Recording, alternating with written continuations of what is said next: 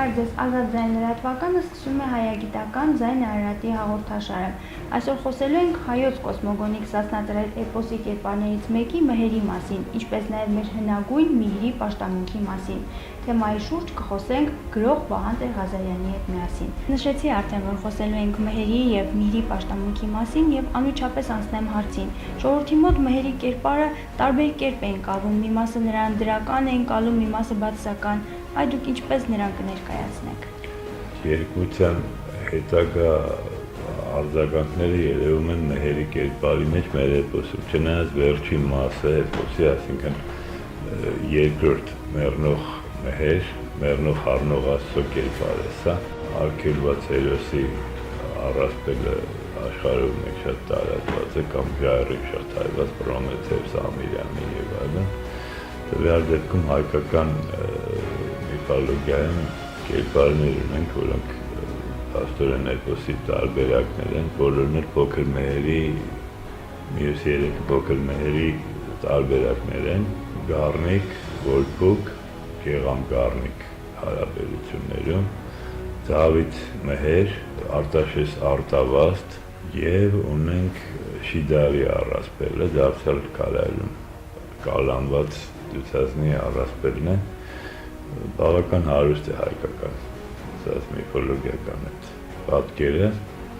Հիմա տվյալ դեպքում Մհերի մասին, որը ըստ երևույթին ամենակատարյալն է։ Խնդիրն ինչ է Մհերի երկվության։ Մհերը դիտված է երկու կողմից, չար եւ բարի տեսանկյունից։ Նույնը Արտավազդը մտածողությամբ դուրս է գալու, փրկելու աշխարհը, վերականգնելու լույսի արդարության, ճշմարտության եւ այլն դրական գործառույթները եւ մյուսով դուրս է գալու աշխարհը կործանելու, դրա համար Արտավազդին շղթաներն ամրացնելու համար, քանի որ նրա շները կրծում են շղթաներն ամրացնելու համար պատորերը, դարբինները դատարկ սալին կռանով հարվածում են, որպեսզի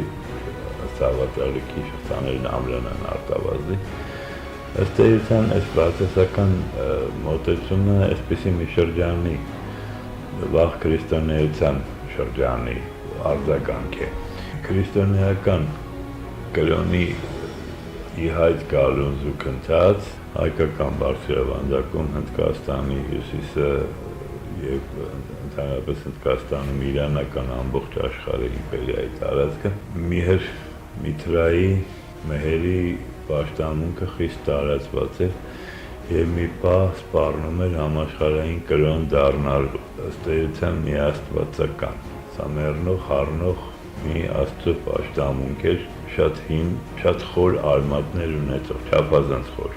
շամանական ժամանակներից եկող։ Հին հայերը ընդհանրապես հին աշխարհում տարին 4 եղանակներով չէր սահմանափակվում, երկուսը համարվում էին անցումային, հիմնական եղանակներն էին ձմեռ եւ գարուն։ Այսինքն տվյալ Աստվածը այդ երկու տարիների միավորող Աստվածն էր, ձմեռվա մեռած եւ գարնանը ծառցում կապրող վերականգնող։ Այս բարձ մոդելի վրա կառուցված են բազմաթիվ աստվածներ, ասենք Արան, հայկական Ադոնիս, Թամուզ, Մհերը, Հիսուս Քրիստոսը, մեռնող եւ հառնող Աստված, ընդ որում այդ տոնակատարությունների բաների օրերը դեկտեմբերի 25 եւ այլն ամբողջ աշխարհում Հիսուսին համարվում են նախորդ օրը եգիպտական։ Այս բոլոր մարդկության հնագույն պաշտամունքների արտացոլումն է։ Քանի որ այդ շրջանում Միթրայի պաշտամունքն այդպիսի լայն ծավալ էր ստացել, մենք հիմա կկենտրոնանանք Եվրոպայի եւ հայկական լեռնաշխարհի վրա, նաեւ ինչ-որ չափով Եգիպտոս եւ Մերձավոր Արևելք, որտեղ Միթրայի պաշտամունքը խիստ տարածված էր հիմնականում արիստոկրատիայի շրջանակներում, Հռոմում օրինակ, ազնվականությունը, երիտասարդ ազնվականությունը մտնել միթրայական ուխտերի մեջ, դրանք ուխտեր էին արդարության, ճշմարտության, լույսի պատերազմի, կռվի հաղթանակի եւ այլն, այսպիսի ուխտեր, որոնք հետագա ասպետական օրդենների, ասպետական ուխտերի հիմքը հանդիսացան։ Նույն ժամանակում առաջի դարում հայտնվում են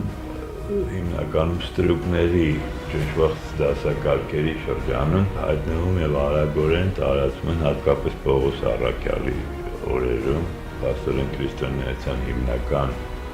գործիչը, քրիստոնեությունը համաշխարհայնացնող անձը Պողոսն է, նախկին զինվորական, հետո Հիսուսի առաքյալ միտրայական ուխտերին որպես դիմադարձ ուժ հանդես են գալիս քրիստոնեական համայնքները, դարձյալ մեռնող եւ հառնող Աստծո Հիսուսի ղեկավարությամբ։ Բավական դաժան իշխանական պայքար է մղվում միտրայական ուխտերի եւ քրիստոնեական համայնքների միջեւ։ Ի վերջո երկուսն էլ ձգտում են միաստվածական պաշտամունքի ֆունկցիոնալ իմաստով, գործառութային իմաստով սրանք շատ մոտիկ են իրար մեռնող, հառնող եւ այլն, բայց տրամագծորեն իրար հակառակ։ Միտրայի մեջ կան գծեր, որոնք հիշեցնում են նույնիսկ Յահվեին, որը Ցուլին է սպանում, նույն Յահվեն վաղագույն շրջանի Յահվեն, ոչ հետագայում վերանշակված է։ Լույսի ճշմարտության, արդարության Աստվածը, սոլյար Աստված անպայման, այսինքն արեգակնային տեսակի Աստված, Հելենիստական շրջանի միջին շրջանում վերջնականապես ամրագրվեց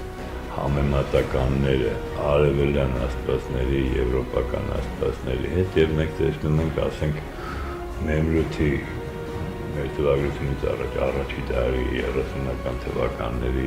արձանագրություններում համեմատությունը գնում է Միթրա Ապոլլո։ Ասենք Ագաթան Գեղոսի մոտ մենք տեսնում ենք Ապոլլոն Տիր համեմատակարգը, բայց դա լրիվ ուրիշ թեմայի է վերաբերում, այդ հարցը։ Ուրեմն Ապոլլոն Միթրա, Ապոլլոնին ուղեկցող թռչուններն են Ագրավ,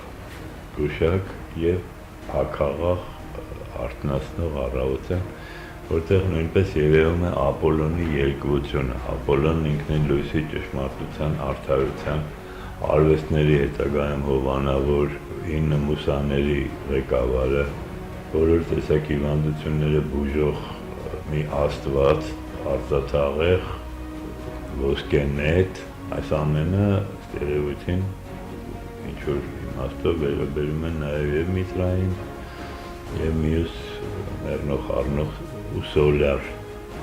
տիպի, արեգակնային տիպի աստվածների։ Մենք տեսնում ենք Ապոլլոնին, նրա որդին է Ասկլեպիոսը, բժշկության մեծ աստվածը, Ապոլլոնի որդին է, հռոմեական տարբերակում Էսկուլապ։ Ապոլլոնը միաժամանակ ժանտախտ կարող է տարածել, ծանր հիվանդություններ, ամեն տեսակ մղձավանջեր եւ այլն, պատժիչ բան։ Այսինքն սրա երկու էություններ, երկու բնույթները, չար, պատժող եւ այլն, միաժամանակ բուժող, բժշկող, լույս արդարություն տարածող եւ այլն։ Սրա մեջ մենք տեսնում ենք այն հանգուցալուծումը, որը մեզ բերում է հասկանալու Միտրայի իրական էությունը։ Ռազմիկ մի աստված, որը չէր կարող լինել անսահման բարի, ինչպես ասենք Հիսուսը, եւ չէր կարող լինել անսահման չար, ինչպես ասենք Սատանը։ Բավական հարուստ կերպար է ստացվում։ Այդպեսով որպես հիմնական գրող կերպար մտնելով հայկական էպոս, ժողովուրդը նրան պահեց առ մեր օրերը։ Միհրի նախատիպերից մեկը շատ հետաքրքիր է հայկական լեռնաշխարհում, էլի քարայրի մեջ ամփոփող եւ դուրս եկող, դա այսպես կոչված Վանի թագավորության դիցարանի Խալվի աստվածն է, Գլխավոր աստվածը։ Մերի դուռ է կոչվում նաև, իբր այդ դռնից է մտել մերը եւ այնտեղ ամփոփված է, պես Արգիշտի, Խալվի կերպարը, Արգիշտին որպես աստված արքա, իմպերիայի արքայետերը ամփոփված քարանձավում, մի օր պիտի ծնվի, այս հավատալիքները բոլորը միասին ստեղծում են այդ կերպարը, ինչու է մհերը ագրավակարում, ինչու ագրավ։ Ըստ երևույթին սա տոտեմիստական հիմքեր ունի եւ տոտեմիստական հիմքերում պարզորոշ երևում է ագրավի մարտը օծի դեմ, ցլամարտի ժամանակ Միտրան կռվում է Ցուլի դեմ, հաղթում է Ցուլին, նրան ուղեկցում են երկու օծերը, ըստ երևույթին սև եւ սպիտակ օծեր գծոտում են Ցուլին, մինչև Միտրան կարողանում է դաշնահարել Ցուլին։ Սա զոդիակալ մեծ շրջանի 2500 տարվա ցուլի համաստեղության անցումն է Խոյի համաստեղության տիրապետությանը, որը հայկական հորոսկոպում, հայկական աղթարքում շատ բարձրով երևում է։ Միտրան պայքարում է ցուլի դեմ, մեր մեհերը կռվում է վիշապի դեմ։ Ցուլի եւ վիշապ կամ գոմեշ էպիկական հասկացություններով խիստ մոտիկ են, վիշապը դուրս է գալիս գոմեշի նման, 40 գոմեշի ձայնը հանում եւ այլն։ Էպոխայի փոփոխության, այսինքն աշխարհի հերթական վերջի եւ նոր աշխարհի սկզբի իդեան է դրված այստեղ։ Ճիշտ այնպես, ինչպես ասենք, միրը խոյի պաշտամունքն է մարմնավորում։ Նախնական տոտեմիստական շրջանում այս աստվածը գուցե այլ անվանումներով հենց խոյ գաղափարանիշներ, որը առաջի ամիսն է տարվա, մարտ ամիսը։ Խոյը առաջնորդում է տարվա 12 ամիսներին, տարին սկսում է խոյը, մեկ տար։ Իսկ մեծ շրջանի դեպքում ինքը դառնում է տվյալ շրջանի ղեկավարը, որին հաջորդում են 2500 տարի հետո հաջորդում են ձկները։ Ձկների ղեկավարությամբ սկսվում է քրիստոնեության էպոխան։ Հիմա գալիս է, ասենք, արդեն ավարտվել է ձկների մեծ ցիկլը, ներկայումս սկսվում է ջրհոսի ցիկլը։ Այդ պահին, երբ որ ավարտվում է ցիկլը, մի պահ զոդիակը կանգ է առնում, հետո պտտվում է հակառակ, հետո նորից սկսում իր բնական պտույտը։ Այս մենք ասում ենք համբարձման գիշեր։ Համբարձման գիշերը ամեն տարի մեհերը դուրս է գալիս իր քարայրից, 40 օրվա ճանապարհը ինչ որ մեկ օրում անցնում է, տեսնում է երկիրը դեռ չի փոխվել, վերադառնում է իր քարայր, հայկական միֆոլոգիայի։ Ամբողջ միֆոլոգիա առասպելույթը սա է։ Ջերոսի շրջանում կա այսպիսի բան, հարցնում են Հիսուսին, թե Տեր, երբ մենք քեզ նորից կտեսնենք, սա ասում է, որ կմտնեք մի քաղաք, որտեղ կգնաք մի տուն, այնտեղ կտեսնեք, որ մեկը կանած ջուր է հոսեցնում, այստեղ դուք կտեսնեք ինձ։ Այսինքն մտանք հաջորդ աստեղնատունը, ջրհոս, որ հիմա ենք մտնում։ Ձկներն ավարտվեցին։ Նույն ձևով ավարտվել է ցուլի տիրապետությունը, Բիբլիայում խիստ, այսպես ասած, կարմիր ծելի նման անցնում է վերացրեք բարձր տեղերը, այսինքն բարձր տաճարները եւ ոսկե հորձերը կործանեք, այսինքն ցուլի պաշտամունքը վերացրեք ձեր մեջից, դա համարվում է չարիք։ Սա է ժամանակի ֆիքսումն է։ Հիմա այս միտրայականության գաղափարաբանությունը, գաղափարախոսությունը փաստորեն պահպանվեց աշխարհի գրեթե բոլոր ժողովուրդների մեջ որպես հետևանք միտրայականության շատ խոր արմատացած լինելու հետևանք է ժողովրդական։ Ցելամարտի պատկերը մենք տեսնում ենք, ասենք, Սանասարի կռիվը վիշապի դեմ, ու դրա ճշգրիտ նույն պատումը պատմվում է Թեսեփսը Մինոտավրոսի ցելամարտու դեմ կռիվը Լաբիրինթոս պալատում Կրետեում։ Ցելամարտը որպես միտրայականության ժառանգ պահպանեցին հիմնականում իսպանախոս ժողովուրդները։ Սա միջերկրածովյան արեալում միտրայի պաշտամունքի բեմականացված տեսարանն է, որ առ այսօր իրենք էլ չգիտեն ինչու սուսերակիրը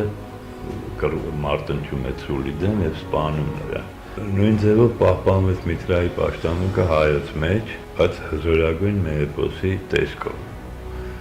Աստորեն ամենագիտակցված եւ ամենախորացված վիճակում պահպանվել է հայերի մեջ այս պաշտամունքը միրի։ Հարայի պաշտամունքի հետ կարող է կապված լինել Լեռնող Առնող Արա Աստծո եւ պաշտամունքը արմատական է դարձնում Հայաստանի համար։ Սիրելիներս, այսօր այսքանը, հիշեցնեմ, որ մեր հյուրն էր գրող Վահան Տեր-Ղազարյանը։ Կհանդիպենք հաջորդ հաղորդման։ Ցտեսություն։